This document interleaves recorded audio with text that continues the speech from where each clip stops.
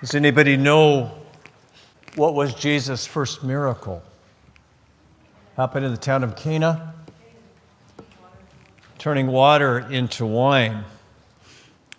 Well, today we get to witness his last miracle with these words, and this is what the centurion, most likely a Gentile, picked up on. Of all people, think about this for a minute. The one person who connected what was happening right here was this Roman centurion. Because after the words, Jesus said, "Father, into your hands I commend my spirit." At that moment, he breathed his last.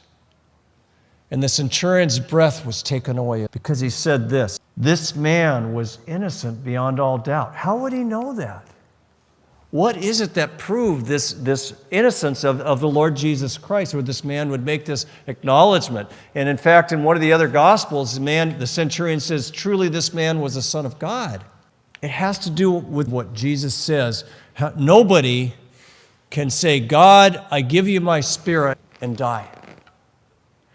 Jesus himself said the Son of Man has the power to lay down his life and the power to take it up again. And so the man saw this, and he was to some degree converted because he saw God had vindicated Jesus Christ as an innocent man by receiving his soul to God the Most High.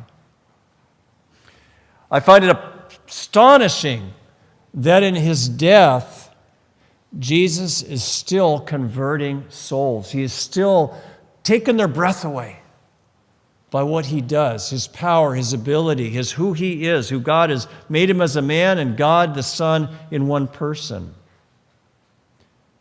John 8 says, Jesus telling his enemies, the Pharisees, when you lift up the Son of Man, in other words, crucify him, then you will realize that I am God. And Luke follows up and says, when all the people saw what had happened, meaning Jesus dismissing his spirit, they returned home beating their breasts, penitent for what they had done. Then they realized the mistake they had made.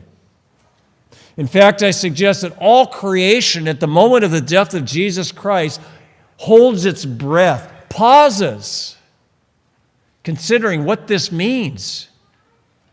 This person who could do this, who takes death and offers it back to God, takes the physical and makes it spiritual. And that's a good place for you and me to be this Holy Week. Breathless when we consider what God has done for us. We have the advantage over the disciples and the Jews of Jesus' day because we know how the story ends, don't we?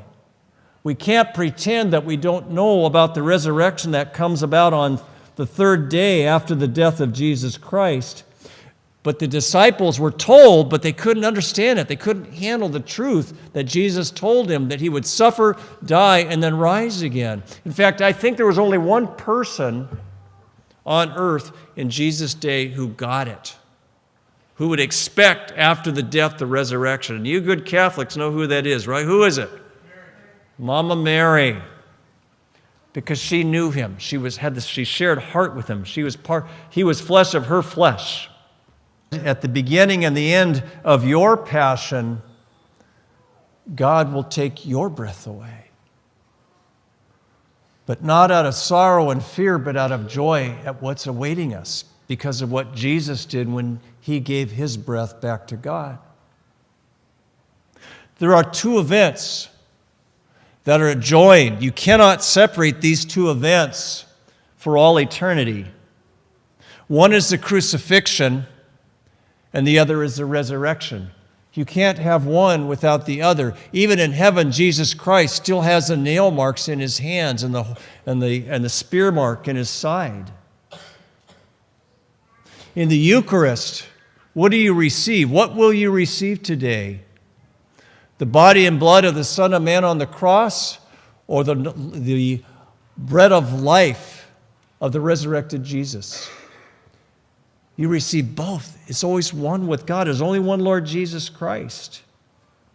And so today, during our creed, we will pause. We will pause for about a minute at the words, and was crucified. Take a moment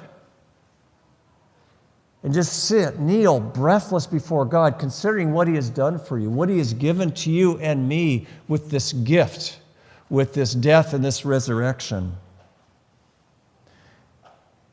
And as we are kneeling in silence, all of heaven itself will be silent beside us.